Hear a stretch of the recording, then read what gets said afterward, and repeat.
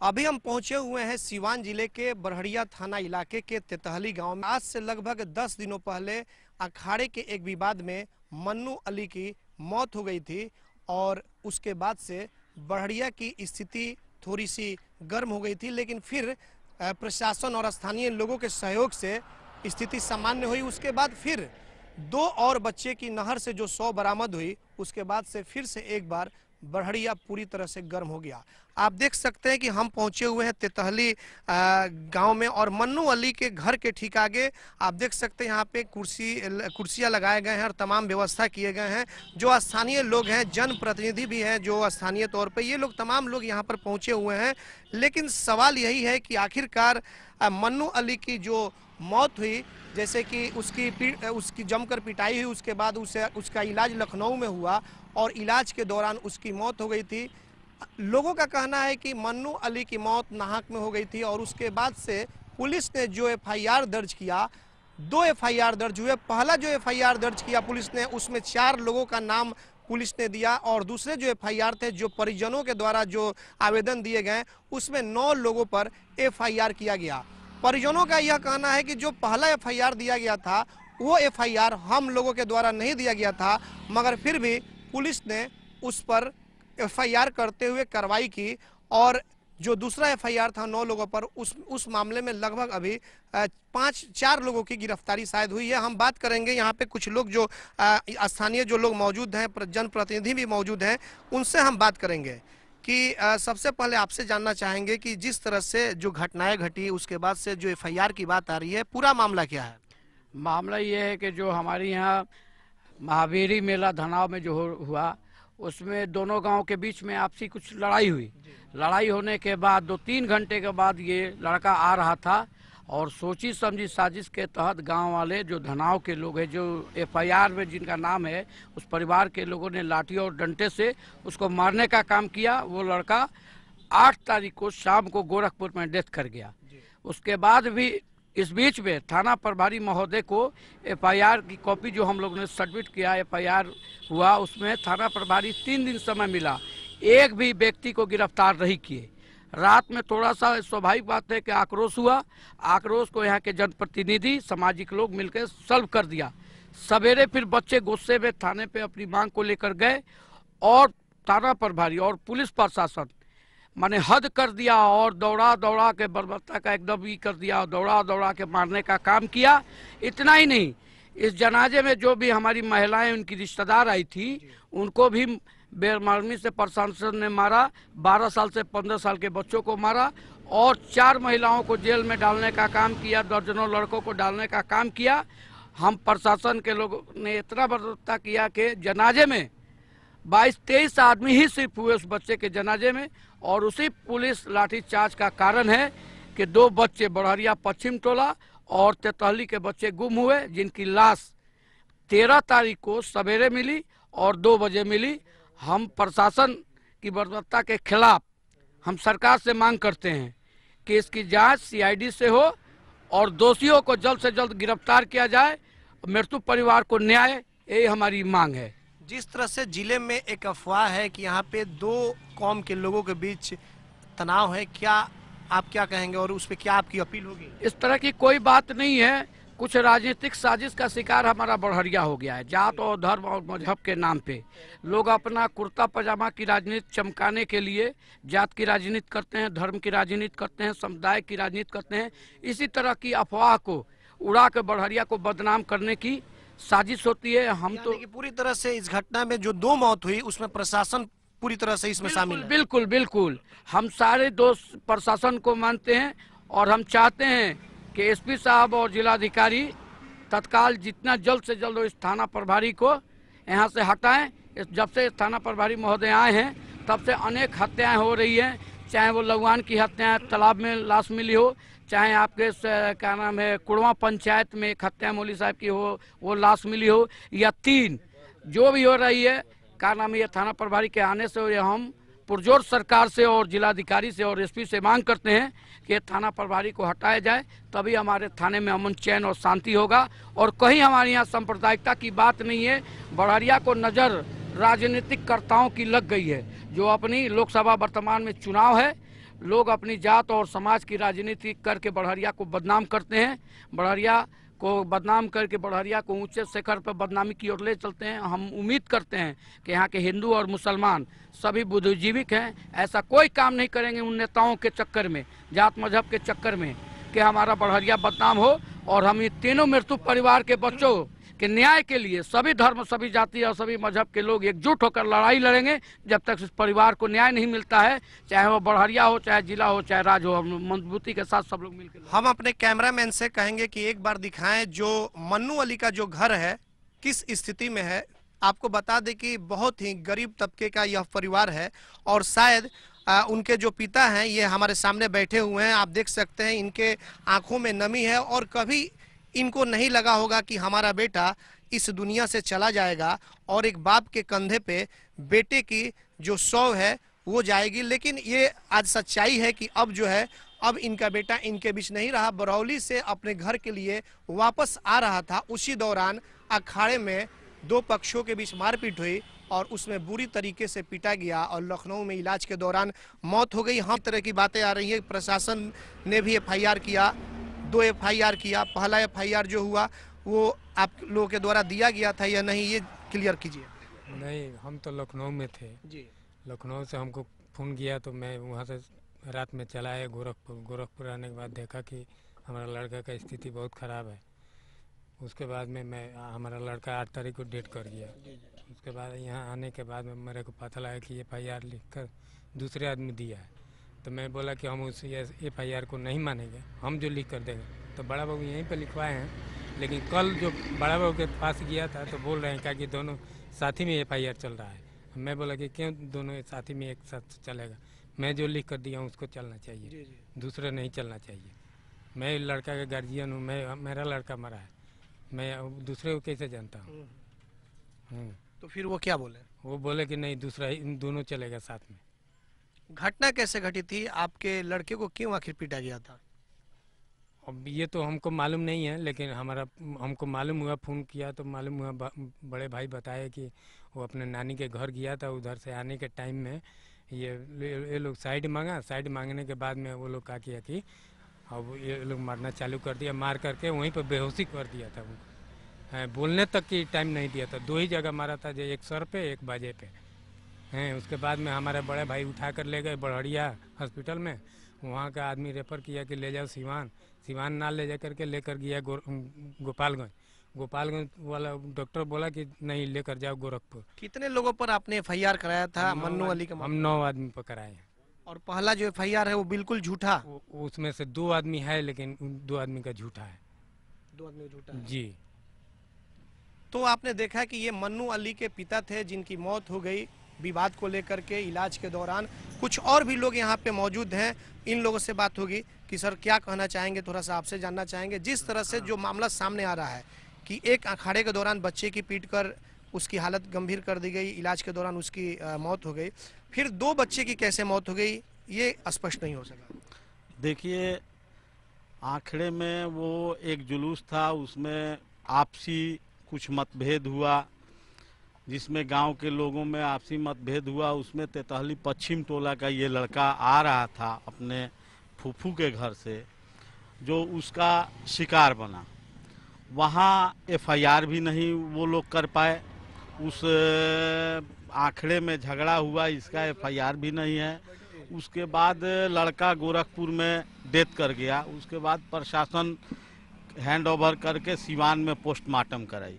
Postmortem करा के बच्चे को तेतहली पश्चिम टोला यहाँ मन्नू अंसारी को के पिता के हैंड ओवर कर दिया गया। उसके बाद प्रशासन लापरवाह हो गई, जिसका नतीजा हुआ कि बच्चे थाना तक चले गए। और उसके बाद जाने के बाद प्रशासन ने नहीं कोई बात किया और न ही किसी तरीके से किसी से बुला करके बात करने का तरीका अपनाया, बल्कि उतरते ही प्रशासन अपनी दहशत इतना दिखाया कि लोग भागना और मारना पीटना शुरू कर दिया। यहाँ तक के दुकानदारों को भी शिकार बनाया गया इसका।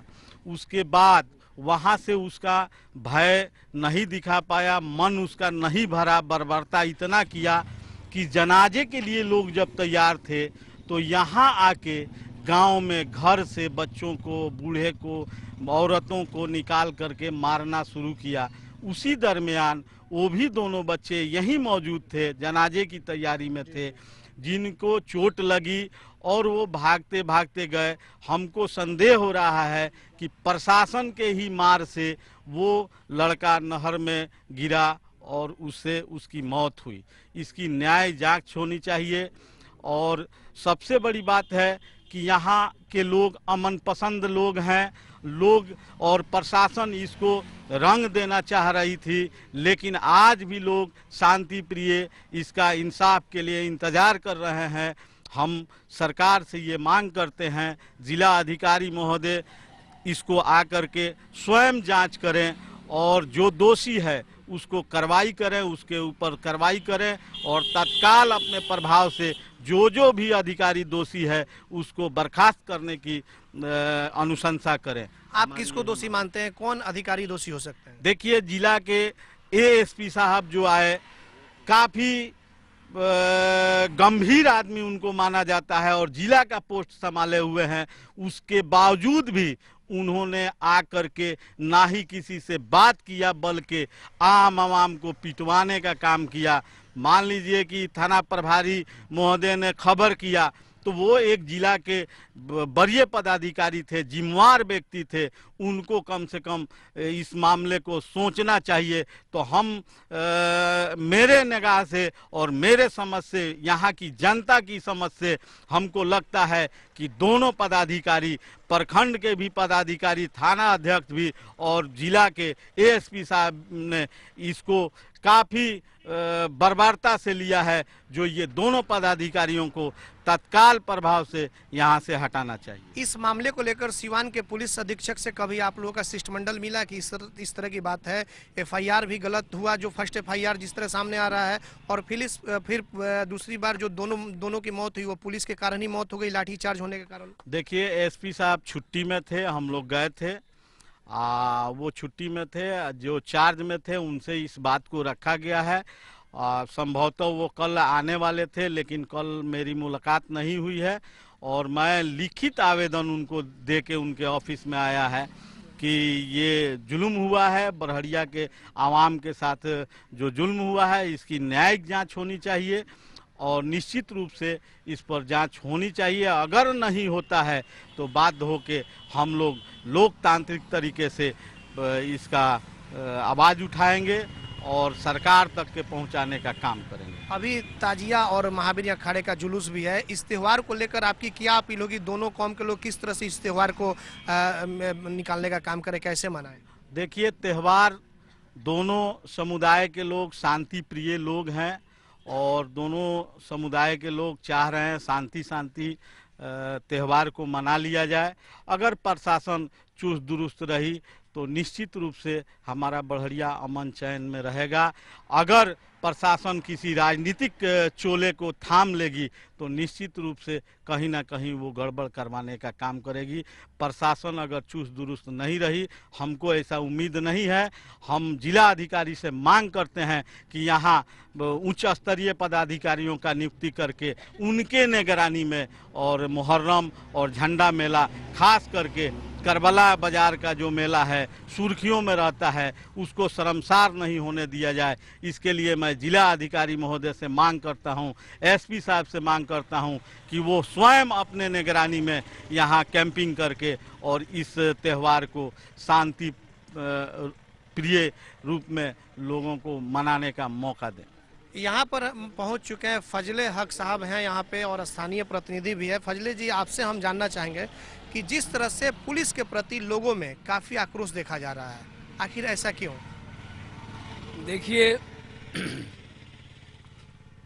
सबसे बड़ी बात है कि पुलिस प्रशासन ने जो मॉब लिंचिंग में धनाव में लोगों ने